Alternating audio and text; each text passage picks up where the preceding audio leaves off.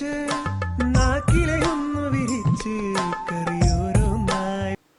നമുക്ക് എഗ് ദോശ ഉണ്ടാക്കുന്നതിന് നോക്കാം. അപ്പൊ നോക്കിയിരിക്കേണ്ട സാധനങ്ങൾ എന്തൊക്കെയാണ്. അതിന് വേണ്ടിയിട്ട് ഞാനിവിടെ ദോശമാവ് എടുത്തിട്ടുണ്ട്. ദോശയ്ക്ക് മാവ് ഉണ്ടാക്കുന്നതെന്ന് വെച്ചിട്ടുണ്ടെങ്കിൽ 1 ഗ്ലാസ് അരി എടുത്തിട്ടുണ്ടെങ്കിൽ അതിന്റെ പകുതി ഉഴുന്നെടുക്കുക. അതിലേക്ക് ഒരു 1/4 ടേബിൾ സ്പൂൺ ഉലുവയും കൂടിയും ചേർക്കണം.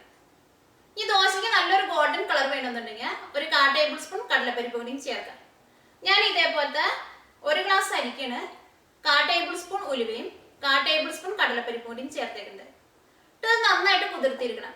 3-4 മണിക്കൂറിനുള്ളിൽ ഇത് നമുക്ക് നന്നായിട്ട് കുതിർന്ന് കിട്ടും. അത് കഴിഞ്ഞിട്ട് ഇതിലേക്ക് നമ്മൾ ആവശ്യത്തിന് വെള്ളം കൂടി ചേർത്തിട്ട് നന്നായിട്ട് പേസ്റ്റ് പോലെ അരച്ചെടുക്കണം.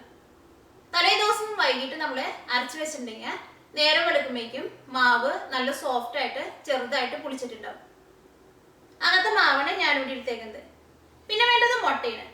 അതൊരു ദോശയ്ക്ക് 1 മുട്ട വെച്ചിട്ടിടുക. പിന്നെ സവോള ചോപ്പ് ചെയ്തെടുത്തത്, മല്ലിയില ചോപ്പ് ചെയ്തെടുത്തത്, പച്ചമുളക് ചോപ്പ് ചെയ്തെടുത്തത്, തക്കാളി ചോപ്പ് ചെയ്തെടുത്തത്, ക്യാപ്സിക്കം ചോപ്പ് ചെയ്തെടുത്തത്. ഇതിലേക്ക് വേണമെന്നുണ്ടെങ്കിൽ ക്യാരറ്റോ ബീൻസോ ചോപ്പ് ചെയ്തിട്ട് ചേർക്കാം. ഇതെല്ലാം നമ്മുടെ ടേസ്റ്റിനനുസരിച്ചിട്ട് കുറേശ്ശെ ചേർക്കാം. നമുക്ക് നോക്കാം എങ്ങനെ എഗ് ദോശ ഉണ്ടാക്കാന്ന്. ഈ മുട്ടയും ഇതെല്ലാം കൂടിയിട്ടൊന്ന് ബീറ്റ് ചെയ്തെടുക്കുക. അതിന് വേണ്ടിയിട്ട് പാത്രത്തിലേക്ക് നമുക്ക് മുട്ട ചേർക്കാം.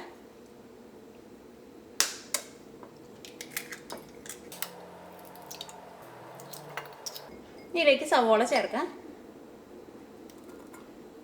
ഇതെല്ലാനും കുറേശ്ശെ ചേർക്കാം.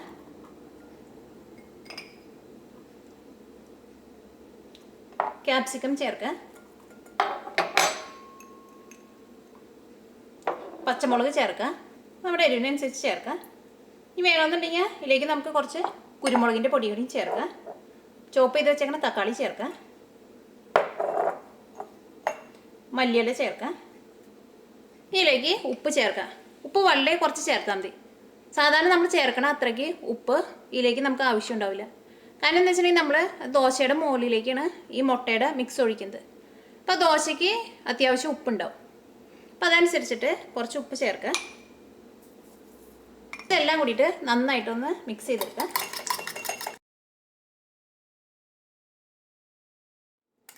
ഇപ്പോൾ ഇത് നന്നായിട്ട് മിക്സ് ചെയ്തെടുത്തിട്ടുണ്ട്. ഇനി നമുക്ക് ദോശ ഉണ്ടാക്കാം. ഇപ്പോൾ ദോശ ഉണ്ടാക്കാനുള്ള പാൻ നന്നായിട്ട് ചൂടായിട്ടുണ്ട്. ഞാനിവിടെ നോൺ സ്റ്റിക്കിൻ്റെ പാനിലാണ് ദോശ ഉണ്ടാക്കുന്നത്. നോൺ സ്റ്റിക്കിൻ്റെ പാനിലേക്ക് നമ്മൾ മാവ് ഒഴിക്കുമ്പോൾ ഏറ്റവും ആദ്യം എണ്ണ ഒഴിക്കണ്ട. ദോശയ്ക്കുള്ള മാവ് ഒഴിച്ച് കഴിഞ്ഞിട്ട് അതിൻ്റെ സൈഡിൽ കൂടെ കുറേശ്ശെ എണ്ണ ഒഴിച്ചു കൊടുത്താൽ മതി. അല്ലെങ്കിൽ ഏറ്റവും ആദ്യം നമ്മൾ എണ്ണ ഒഴിച്ചിട്ടുണ്ടെങ്കിൽ ചിലപ്പോൾ നമുക്കത് ശരിക്കും നല്ല റൗണ്ടിന് പരത്തിയെടുക്കാൻ വേണ്ടി പറ്റില്ല. അപ്പോൾ ഇതിലേക്ക് നമുക്ക് മാവ് ഒഴിക്കാം.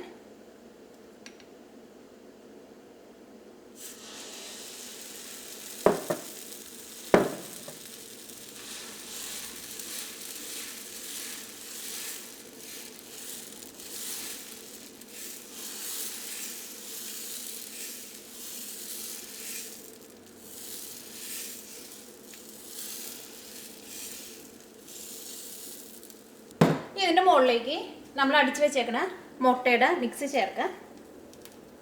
നമ്മൾ ദോശമാവ് ഒഴിച്ച വഴിക്ക് തന്നെ ഈ മുട്ടയുടെ മിക്സ് ചേർക്കുക. അല്ലെങ്കിൽ ദോശമാവ് വെന്ത് പോയിട്ടുണ്ടെങ്കിൽ പിന്നെ മുട്ടയുടെ മിക്സ് ഈ ദോശമാവുമ്പോൾ ശരിക്കും പിടിക്കില്ല. ഇങ്ങനെ എല്ലായിടത്തും ആക്കുക.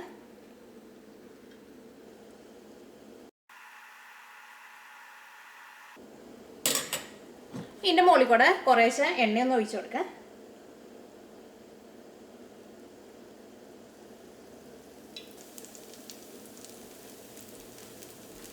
ഈ ദോശ നന്നായിട്ടൊന്ന് മൊരിയണം. ആ ദോശ നന്നായിട്ട് മൊരിഞ്ഞ് കഴിയുമ്പോൾ ഈ മുകളിൽ ഈ മാവയ്ക്കും നന്നായിട്ട് ഇങ്ങനെ വെന്ത പോലെ വരും. ഇതിൻ്റെ അടിയിലും നന്നായിട്ട് മൊരിയണം.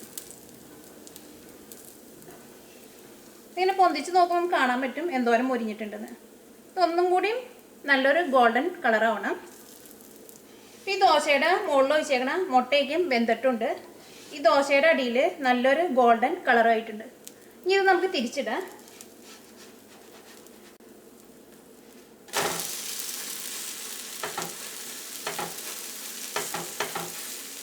തിരിച്ചിട്ട് കഴിഞ്ഞിട്ട് ഇങ്ങനെ പതുക്കെ ഒന്ന് പ്രസ് ചെയ്ത് കൊടുക്കുക. അപ്പോൾ സവോളയ്ക്കും ഒന്നും കൂടി നന്നായിട്ടൊന്ന് മൊരിഞ്ഞ് കിട്ടും. അപ്പോൾ ഇത് നന്നായിട്ട് മൊരിഞ്ഞിട്ടുണ്ട്. ഇനി ഇത് ഫോൾഡ് ചെയ്തെടുക്കുക. ഒന്നല്ലെങ്കിൽ ഇത് തിരിച്ചിട്ടിട്ട് ഫോൾഡ് ചെയ്തെടുക്കുക, അല്ലെങ്കിൽ ഇതിങ്ങനെ തന്നെ കമത്തിയിട്ടിട്ട് ഫോൾഡ് ചെയ്തെടുക്കുക.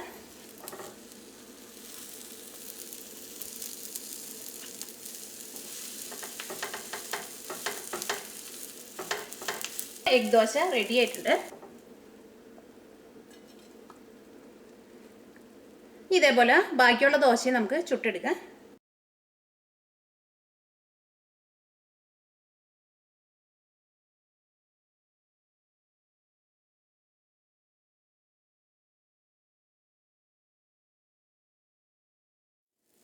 നമുക്ക് ഒരെണ്ണം നമുക്കിങ്ങനെ തിരിച്ചിട്ടിട്ട് ഹോൾഡ് ചെയ്തെടുക്കാം.